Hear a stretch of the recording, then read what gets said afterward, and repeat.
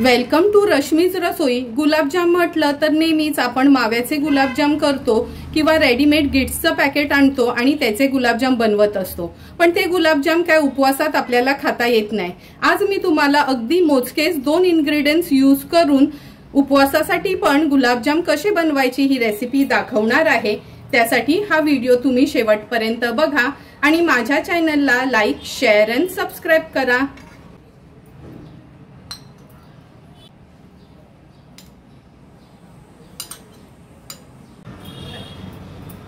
आज आपण अगदी 2च इन्ग्रेडियंट्स यूज करून गुलाबजाम बनवणार आहोत। त्यासाठी ही 2 रताळी घेतली आहेत। अशी ही गुलाबी रंगाची रताळी असतात ना, लांबडी, ती घ्यायची असतात। ही खायला थोडी गोड असतात। नंतर मिल्क पावडर यूज करणार आहोत। सर्वात आधी ह्या रताळ्यांचं साल काढून घेऊया। रताळी आणली तेव्हाच मी स्वच्छ न धुवून घेतली, कारण का तुम्हाला माहितीच आहे रताळ्याला थोडी माती वगैरे लागलेली असते। आता दोन्ही रताळ्यांची साल काढून घेते।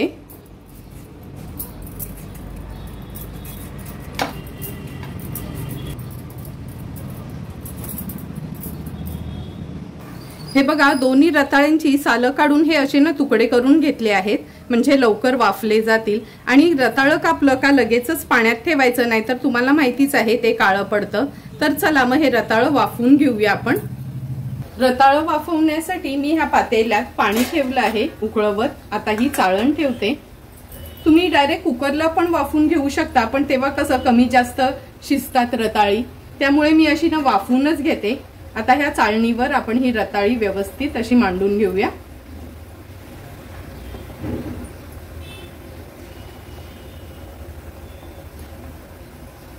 ह्याच्यावर आता मी झाकण ठेवते आणि ही रताळी आपण वाफवून घेणार आहोत। गॅसची फ्लेम मीडियम वर ठेवायची आहे, कारण का पाणी तर उकळलेलंच आहे। 8 ते 10 मिनिटं झालेत। आपण झाकण काढून बघूया।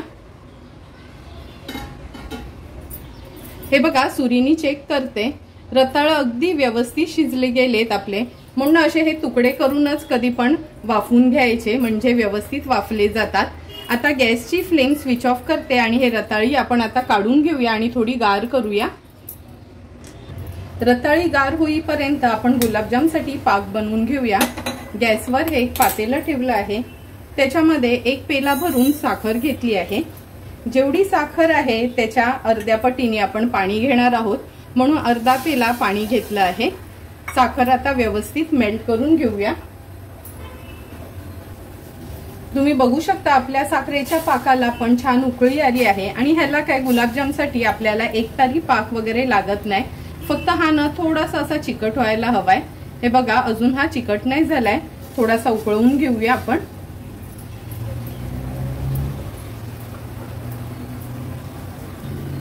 आणखीन 3 ते 4 मिनिटं झालेत। आपण ह्या साखरेचा पाक उकळवत ठेवलेला आहे। बघा, आता चिकट थोडा झाला आहे।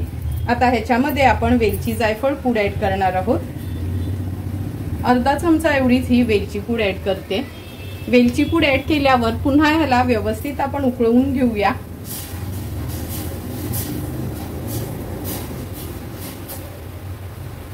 पाक पण आपला तयार झाला आहे। आता गॅसची फ्लेम स्विच ऑफ करते आणि झाकण ठेवते ह्या पाकावर, म्हणजे आपले गुलाबजाम तयार होईपर्यंत हा थोडा गरमच राहील। पाक बनवेपर्यंत रताळ पण गार झालं आहे। आता हे रताळ आहे ना मी ह्यानी खिसून घेते। आपली चीज खिसायची खिसणी असते ना, त्यांनी खिसून घ्यायचे, म्हणजे लम्स राहत नाहीत।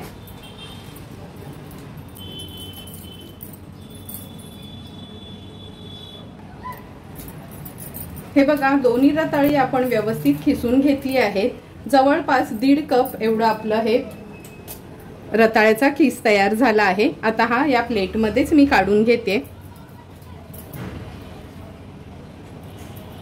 ह्याच्यामध्ये आता आपण मिल्क पावडर ऍड करणार आहोत। हे बघा, जर 1.5 कप आपला रताळ्याचा खीस होता तर 3 कप आपण मिल्क पावडर ऍड करायची आहे। तर ह्याच्यामध्ये मी 3 कप मिल्क पावडर ऍड करून घेते। हे बघा, पूर्ण 3 कप आपण ही मिल्क पावडर घेतली आहे। आता एका मोठ्या ताटात हे मिक्सचर मी ओतून घेते। ताटात हे काढून घेतलं आहे। आता व्यवस्थित हे एकजीव करून घ्यायचं आहे। पीठ मळतो ना तसं हे मळून घ्यायचं आहे। रताळ कसं थोडंसं ओलसरच असतं, त्यामुळे व्यवस्थित हे पीठ मळलं जातं।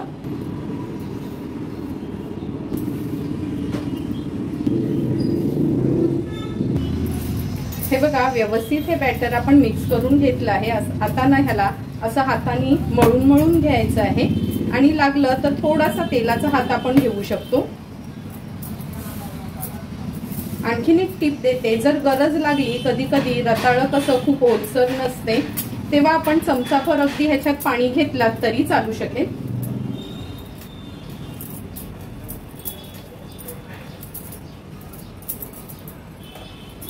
आता मी ह्याच्यावर अगदी थोडंसं तेल घेते, म्हणजे छान एकजीव होईल हे पीठ।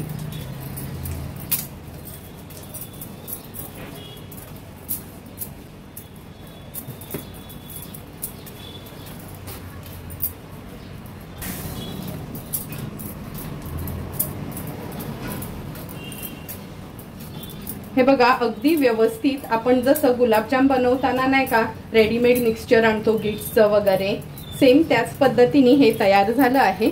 आता ह्याचे आपण गुलाबजाम करून घेऊया। लहान मोठे हवे त्या आकाराचे आपल्याला हे गुलाबजाम करायचे आणि लक्षात ठेवा, गुलाबजाम करताना ना कधीच असं खूप जोर देऊन करायचं नाही, अगदी अलगद हाताने हे असे गुलाबजाम आपण तयार करून घेणार आहोत। हे बघा, एक एक करून सर्व हे गुलाबजाम आपले तयार झाले आहेत आणि एका बाजूला तूप देखील मी गरम करत ठेवलं आहे। तर चला मग आता हे गुलाबजाम फ्राय करून घेऊया। तूप गरम झालंय का चेक करून घेते।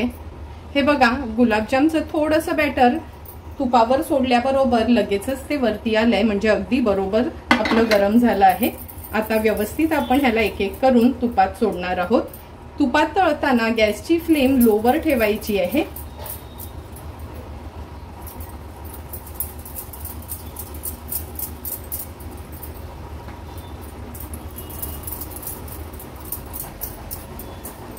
आणि तुपात सोडले ना का लगेच त्याला हलवायचं नाही, लक्षात ठेवा।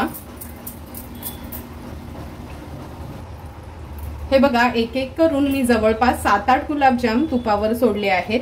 हे मधले गुलाबजाम तुम्ही बघू शकता थोडेसे आपले डार्क झाले आहेत। आता हे साईडचे आहेत ना, अगदी अलगदपणे अर्धा मिनिट झाल्यानंतरच त्याला हलवून घ्यायचे, त्याच्या अगोदर हलवायचे नाही, व्यवस्थित त्याला होऊ द्यायचे आहे। आता लो फ्लेमवर एक 5 मिनिटासाठी सुरुवातीला आपण व्यवस्थित तळून घेऊया। तुम्ही बघू शकता हळूहळू गुलाबजामचा कलर कसा चेंज होत चाललाय। आता ह्याला चांगला डार्क गोल्डन कलर येईपर्यंत असं आपण उलटपालट करून फ्राय करून घेणार आहोत।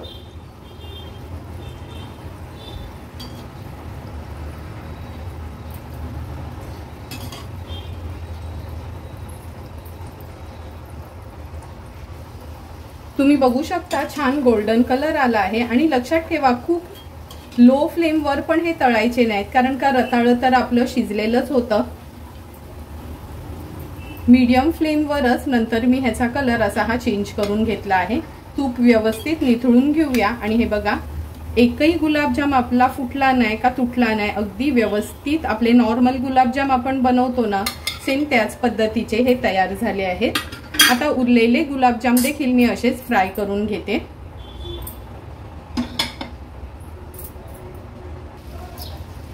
तुम्ही बघू शकता ही सेकंड बॅच पण गुलाबजामची आपली व्यवस्थित फ्राय करून झाली आहे। ते तूप व्यवस्थित आपण निथळून घेऊया, काढून घेते ह्याच्यामध्ये मी।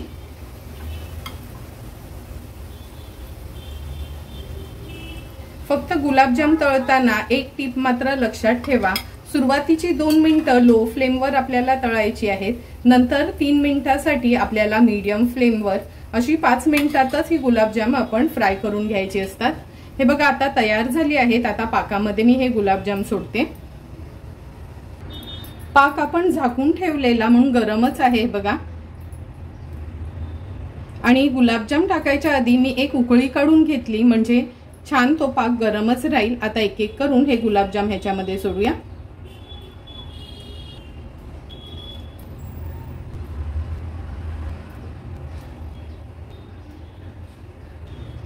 हे बघा, पाकामध्ये आपण हे गुलाबजाम सोडले आहेत, थोडेसे हलवून घ्यायचे आहेत आणि पाक त्याच्यामध्ये मुरेपर्यंत आपण हे झाकून ठेवूया। 15 ते 20 मिनिटं झालेत हे गुलाबजाम आपण मुरत ठेवले होते। झाकण काढून बघूया। हे बघा, बघूनच तुम्हाला कळेल का गुलाबजाम आपले अगदी व्यवस्थित तयार झाले आहेत। आता हे गुलाबजाम मी सर्विंग बोल मध्ये सर्व करून घेते। अगदी 2च इन्ग्रेडियंट्स यूज करून किती व्यवस्थित आपले हे गुलाबजाम तयार झालेत। आणि विशेष म्हणजे हे गुलाबजाम तुम्ही उपवासासाठी देखील खाऊ शकता। तुम्ही बघितलंच असेल, रताळ आणि मिल्क पावडर ह्या 2च वस्तू आपण यूज केल्या होत्या। म्हणजे उपवास असतील आणि पाहुणी वगैरे येणार असतील तरी पण आपण ताटामध्ये सर्व करण्याकरता हे गुलाबजाम बनवू शकतो। तुम्हाला पण जर मी बनवलेले अगदी सोप्या पद्धतीने रताळ्याचे गुलाबजामची रेसिपी आवडली असेल तर तुम्ही पण नक्की माझ्या पद्धतीने एकदा तरी हे गुलाबजाम घरी ट्राय करा आणि मला कमेंट करून सांगा की तुम्ही बनवलेले हे गुलाबजाम कसे झाले ते। जर तुम्हाला मी बनवलेल्या ह्या गुलाबजामचा व्हिडिओ आवडला असेल तर नक्की माझ्या चॅनलला तुम्ही लाईक, शेअर आणि सबस्क्राईब करा। Thank you for watching my video.